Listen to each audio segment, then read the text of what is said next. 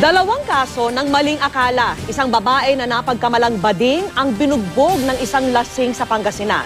Habang sa Camarines Sur, nanaga ang isang lalaki dahil pinagbibintangan siyang aswang. Nakatutok si Marisol Abduraman.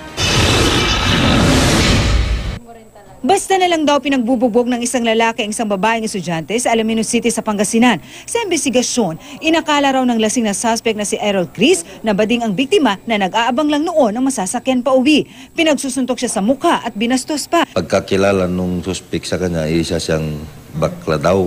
Hindi naman. Hindi ako bakla, babaeng-babae ako, sabi raw niya. Hinamon pa umuno ng suspect ang biktima na ipakita ang masiselang bahagi ng katawan para patunayang babae siya. Pero tumanggi at nagsisigaw ang biktima. Magaang mukha ng babae at nagtamo rin ng ilang sugat.